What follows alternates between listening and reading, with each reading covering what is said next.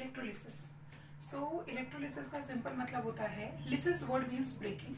तो यहाँ पर हम लोग बना लेते हैं, मतलब इस कभी भी कोई वर्ड का मतलब अगर समझ में ना आना तो मोस्टली उसका ब्रेकिंग करके देखो तो समझ में आ जाता है।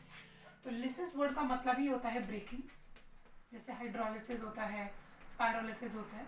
और इलेक्ट्रो वर्ड का मतलब होता है इलेक्ट्रिसिटी, ठीक है। इलेक्ट्रो वर्ड का मतलब होता है इलेक्ट्रिसिटी। सो इलेक्ट्रिसिटी की मदद से अगर आप कोई भी मॉलिक्यूल ब्रेक कर रहे हैं या फिर अगर आप कुछ भी ब्रेक कर रहे हैं तो उसको हम इंक्लूड करेंगे इलेक्ट्रोलिसिस के केस में। अब अगर बात की जाए तो ये एग्जाम्पल के तौर पे समझेंगे तो ज़्यादा इजी हो जाएगा।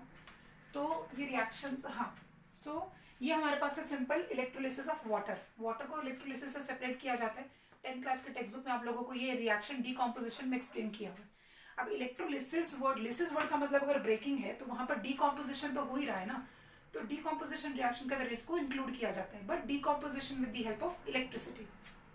अब यहाँ पर क्या होता है इस केस में, इलेक्ट्रोलिसिस ऑफ वाटर के केस में क्या होता है, आप एक अच्छा खासा ये हमारे पास पूरा का पूरा एक बीकर है, ठीक है, ये बीकर है और ये हमारे पास इलेक्ट्रोड्स है, ठीक है। तो बीकर में क्या डाला हुआ है, पानी डाला हुआ है। अब इंपॉर्टेंट ये है कि the water which we are using is distilled water. Distilled water का मतलब होता है it does not consist of any other ions. तो उसके अंदर आपके जो रेगुलर आयंस होते हैं जो किसी भी वाटर को हार्ड वाटर या सॉफ्ट वाटर बनाते हैं वो इसमें इंक्लूडेड है ही नहीं। इसमें सिंपल डिस्टिल्ड वाटर प्रेजेंट है जो कि सिर्फ 2 आयंस में कन्वर्ट हो सकता है, H+ एंड OH- आयंस। अब यहाँ पर ध्यान दिया जाए तो ये है एनोड और ये है कैथोड, ये एक्सटर्नल सर्किट है। यहाँ पर ये मेम्ब्रेन है। अब मेम्ब्रेन में 3 तरीके के होते हैं, semi permeable, permeable and non permeable. Non permeable का सिंपल मतलब कि वो फ्लो बिल्कुल नहीं होने देगा। सेमी परमिएबल मतलब जिसके अंदर फ्लो जो है वो पार्शियल फ्लो है। और परमिएबल मेम्ब्रेन जिसके अंदर कुछ मेम्ब्रेन का काम ही नहीं है वैसे तो वहां पर वो सारी की सारी चीजों को अलाउ कर देता है फ्लो होने के लिए। यहाँ का क्या केस है, यहाँ पर जब वाटर मॉलिक्यूल टूट रहा है, मतलब वाटर मॉलिक्यूल किन 2 पार्ट्स में टूटता है, लाइक नॉर्मल रिएक्शन जो है वो क्या है, वाटर मॉलिक्यूल टूटता है H+ OH- आयन में। ये सिंपल वाटर का ब्रेकेज है with the help of anything. Water 2 ions में जो डिसोसिएट होता है वो H+ और OH- आयन में डिसोसिएट होता है। पर जब इस रिएक्शन की बात की जाएगी तो यहाँ पर जब इलेक्ट्रिसिटी वर्ड आ जाते हैं, फिर जब इलेक्ट्रोलिसिस आ जाता है तो आपके पास 2 इलेक्ट्रोड्स आ जाते हैं जहां पर इलेक्ट्रोड रिएक्शंस होते हैं। इलेक्ट्रोड रिएक्शंस कौन कौन से होंगे, एक रिएक्शन एनोड पे हो रहा होगा और एक रिएक्शन कैथोड पे हो रहा होगा। अब ये चीज याद रखनी है, रिएक्शन तो यहाँ लिख देती हूँ मैं, लेकिन ये चीज याद रखनी है कि एन ऑक्स रेड कैट, मतलब कि एनोड पे ऑक्सीडेशन होगा और कैथोड पे रिडक्शन होगा, ये चीज याद रख लेनी है। तो सबसे पहले एनोड रिएक्शन लिखते कि एनोड रिएक्शन क्या बनेगा। तो एनोड रिएक्शन, यहाँ एनोड पे क्या रिएक्शन हो रहा होगा वो चीज लिखनी है हम लोगों को। तो एनोड पे क्या हो रहा है, यहाँ पर नीचे लिखती हूँ, H2O जो है वो ब्रेक हो रहा है। H2O ब्रेक किस चीज में होगा, देखो H2O ब्रेक होगा 4H+ आयंस में। फिर जो H+ आयंस डिसोसिएट होंगे उनकी वजह से इलेक्ट्रॉन्स निकलेंगे, प्लस यहाँ पर O2 जो है वो गैसियस फॉर्म में रिलीज होगा। H2O है ना, तो अब यहाँ पर क्या लिखेंगे, यहाँ पर 2 लिख देंगे बैलेंसिंग करने के लिए सिंपल। तो अगर आप 2H2 लिखोगे मतलब वहां पर 4H है। हाइड्रोजन नहीं बोलूंगे क्योंकि हाइड्रोजन बोलते हैं आपके दिमाग में वो हाइड्रोजन गैसेस वाला एक पिक्चर बन जाती है, लेकिन यहाँ पर 4H है और 2 O है। 4H क्या कर रहे हैं, अपने चारों इलेक्ट्रॉन लूज कर रहे हैं। तो देखो 4 इलेक्ट्रॉन यहाँ पर लूज हो रहे हैं और 4H+ कन्वर्ट हो रहे हैं, और यहाँ पर क्या बन रहा है, आपका O2 कंबाइन हो रहा है एक दूसरे से और वो ऑक्सीजन गैस बना रहा है। इसलिए यहाँ पर ध्यान देंगे तो एनोड पे ऑक्सीजन गैस इवॉल्व आउट होती है, ठीक है, एनोड पे ऑक्सीजन गैस निकलती है। कैथोड रिएक्शन क्या हो रहा होगा, यहाँ पे लिख देती हूँ, कैथोड रिएक्शन क्या हो रहा होगा, हाइड्रोजन के रिगार्डिंग हो रहा होगा वो रिएक्शन। तो क्या होगा, देखो 2H+, अब देखो एनोड पे ऑक्सीडेशन हो रहा है मतलब वहां पर क्या होगा, लॉस ऑफ इलेक्ट्रॉन। यहाँ पर देखो इलेक्ट्रॉन लूज हो रहा है, लेकिन कैथोड पे रिडक्शन हो रहा है, reduction means gain of electron, तो यहाँ पर गेन ऑफ इलेक्ट्रॉन होगा। तो 2H+ क्या करेगा, 2 इलेक्ट्रॉन्स गेन करेगा and then it will be converted to H2 gas. ये आपका कैथोड रिएक्शन है, और इसी वजह से कैथोड पे जो है, दूसरा कलर यूज करेंगे हम लोग, तो देखो कैथोड पे क्या हो रहा है, हाइड्रोजन गैस इवॉल्व आउट हो रही है। थोड़ा और बना देती हूँ। अब इसके रिलेटेड एक छोटा सा चीज जो आप लोगों को हमेशा क्वेरी रहती है वो भी क्लियर कर देती हूँ मैं। अगर आप इसका बैलेंस्ड इक्वेशन बनाएंगे ना तो क्या बनेगा, 2H2O is giving H2 plus O2, ठीक है, और यहाँ पर बैलेंसिंग करने के लिए यहाँ पर ट्वाइस कर देंगे। तो अगर बात की जाए या फिर यहाँ 2 लिखने की जरूरत नहीं है, 2H2O क्या दे रहा है, H2 प्लस O2, हाँ जरूरत है, बैलेंसिंग की जरूरत है, हाँ। सो अगर ध्यान दिया जाए तो वाटर मॉलिक्यूल जब टूटता है तो वो 2H2 देता है और एक ही O2 देता है जब 2 वाटर मॉलिक्यूल टूट रहा है। अगर आप सबको 1 मोल में कन्वर्ट कर देंगे तो क्या बनेगा, ये 1 हो जाएगा, ये 1 हो जाएगा और ये हाफ हो जाएगा। मतलब कि जब बात की जाएगी तो 1 मोल ऑफ वाटर मॉलिक्यूल जब ब्रेक होगा इलेक्ट्रिसिटी की मदद से, यहाँ पर हम लोग E माइनस दिखा देते हैं इलेक्ट्रिसिटी, तो वो 1 मोल ऑफ हाइड्रोजन देगा और हाफ मोल ऑफ ऑक्सीजन देगा। इसी वजह से जो यहाँ पर वॉल्यूम कलेक्टेड रहता है ना, वॉल्यूम में देखिए जाएगा तो हाइड्रोजन की वॉल्यूम ट्वाइस होती है एज कंपेयर टू ऑक्सीजन, क्योंकि स्टोइचियोमेट्री में अगर देखोगे तो एक मॉलिक्यूल एक हाइड्रोजन तो दे रहा है पर हाफ ही ऑक्सीजन दे रहा है, तो यहाँ पर हाइड्रोजन की क्वांटिटी जो है वो ज्यादा होती है as compare to oxygen liberated. So this is everything about electrolysis. Now let's talk about factors affecting electrolysis. Electrolysis तो देख लिया, लेकिन कौन कौन से फैक्टर्स इसी रिएक्शन को अफेक्ट करेंगे, तो कहीं और ना लिखते हुए ना, अगर आपके सामने ये पिक्चर अवेलेबल रहेगी ना तो आप लोगों को बहुत ज़्यादा हेल्प हो जाएगी। सारी चीज़ें हटा देती हूँ मैं, बस, और ज़्यादा, हाँ ठीक है, ये भी हटा देती हूँ, बस हो गया।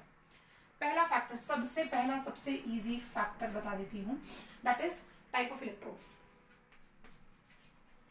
टाइप ऑफ इलेक्ट्रोड, ये पूरा का पूरा रिएक्शन ना एकदम से बदल जाएगा अगर आपने इलेक्ट्रोड चेंज कर दिया तो। मतलब अगर आप ग्राफाइट, यहाँ पर ग्राफाइट इलेक्ट्रोड यूज हो रहे हैं, अगर आप इसकी जगह कैलोमेल यूज कर लो या फिर इसकी जगह अगर आप कोई और प्लैटिनम इलेक्ट्रोड यूज कर लो, तो रिएक्शंस जो है वो बहुत डिफरेंट रेट पर होते हैं। क्यों? क्योंकि जैसे इलेक्ट्रोड चेंज होता है वैसे उसकी कंडक्टिविटी चेंज होती है, कंडक्टिविटी चेंज होगी तो उसकी वजह से क्या होगा, जो रिएक्शन है, रिएक्शन का जो रेट है वो कंप्लीटली चेंज हो जाता है।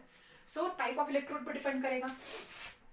सेकेंड, टाइप ऑफ सॉल्वेंट या फिर टाइप ऑफ इलेक्ट्रोलाइट। स्पेसिफिकली अगर हम इस लैंग्वेज की बात करेंगे इलेक्ट्रिसिटी के रिगार्डिंग या फिर इलेक्ट्रोकेमिस्ट्री के रिगार्डिंग, तो आपके इलेक्ट्रोलाइट पे काफी डिपेंड करेगा। इलेक्ट्रोलाइट पे कैसे, जितना पोलर इलेक्ट्रोलाइट होगा या फिर जितना ही what we can say mobility होगी इलेक्ट्रोलाइट को, उतना ही रिएक्शन फास्ट होगा। मोबिलिटी वर्ड का मतलब होता है the average speed of any electron when moving in the solution phase in the electrolysis. तो मोबिलिटी जितनी अच्छी होगी रिएक्शन उतना ही फास्ट होगा, उतना ही ज्यादा रेट निकल कर आएगा रिएक्शन का। Other than that, third, temperature. Temperature तो कह सकते हैं कि हर जगह इफेक्ट करता ही है। यहाँ पर कैसे करेगा, अगर आप टेम्परेचर बढ़ाते हैं ना तो जनरली क्या होता है, रेजिस्टेंस का थोड़ा पार्ट यहाँ पर इंक्लूड हो जाता है। When you increase the temperature of a certain reaction, resistance actually increases and that is why the deposition process जो है वो थोड़ा सा फास्ट हो जाता है। मतलब रेजिस्टेंस बढ़ने की वजह से गड़बड़ होती है, यहाँ पर इलेक्ट्रोलाइट के बीच में गड़बड़ हो जाती है। तो आपका अगर कहें तो टेम्परेचर जो है वो जितना एवरेज टेम्परेचर रहेगा उतना ही रिएक्शन फास्ट होगा। टेम्परेचर लो किया तो मोबिलिटी कम हो जाएगी, टेम्परेचर हाई किया तो एक्स्ट्रा मोबिलिटी होने की वजह से क्या होगा, रेजिस्टेंस ज्यादा क्रिएट होगा। तो average temperature is always favourable for this kind of reactions. And अगर बात की जाए तो और कौन से फैक्टर्स अफेक्ट करेंगे, हाँ, ओवर पोटेंशियल। ओवर पोटेंशियल, ये चीज याद नहीं आती जल्दी, ठीक है। ओवर पोटेंशियल का मतलब क्या होता है पहले वो समझ लो। देखो, सपोज हमारा जो रिएक्शन, जब सपोज ये रहा कैथोड और ये रहा एनोड, हाँ मैंने ऑपोजिट लिखा है, चलो, कैथोड से एनोड की तरफ इलेक्ट्रॉन फ्लो करता है। कैथोड रे एक्सपेरिमेंट से पता चला था हम लोगों को, जनरली यही होता है, cathode to anode electron flow करता है। Now what happens here is, over potential का मतलब ये होता है कि आपने क्या किया, अब एनोड से आपने जो पोटेंशियल है, या फिर थोड़ा और अगर मैं और इजी लैंग्वेज में समझाऊं ना तो देखो, सपोज ये बैटरी है, ठीक है, ये बैटरी का क्या किया, अभी हम लोगों का 1.6 वोल्ट पे चल रही थी ये बैटरी, तो रिएक्शन फॉरवर्ड की तरफ जा रहा है, मतलब यहाँ पर ऑक्सीजन और यहाँ पर हाइड्रोजन नॉर्मली इवॉल्व हो रहे हैं। बट अगर ये पोटेंशियल सपोज 5 वोल्ट तक चला गया, सपोज 5 वोल्ट तक आपने पोटेंशियल देना स्टार्ट कर दिया, तो यहाँ पर जो जरूरत थी उससे ज्यादा पोटेंशियल दे दिया, जिसकी वजह से क्या होता है कि रिएक्शन रिवर्स हो जाती है। ये रिएक्शन जो है वो रिवर्स हो जाती है। ओवर पोटेंशियल की वजह से मेजर टाइम्स में रिएक्शंस रिवर्स होती हैं, and that is why over potential has a very very drastic effect on this type of electrolytic reactions. So I guess this is everything about electrolysis. एक छोटा सा part, electrolysis पढ़ तो लिया, पर उसके एप्लीकेशन क्या है, यूज ही क्यों करना है, बहुत सारी चीजें हैं एप्लीकेशन के नाम पे। तो अच्छा,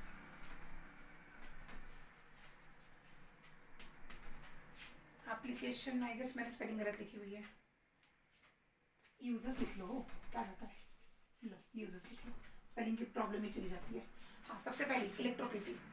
इलेक्ट्रोप्लेटिंग का मतलब होता है किसी एक मेटल पर दूसरे मेटल की सरफेस तैयार करना, that is the meaning of electroplating. और बहुत एप्लीकेशंस इलेक्ट्रोप्लेटिंग के, लेकिन इलेक्ट्रोप्लेटिंग स्टार्टिंग कहाँ से होती है, तो वो हम लोगों को इलेक्ट्रोलिसिस मेथड से करवाया जाता है। सो फर्स्ट है electroplating, then extraction of elements.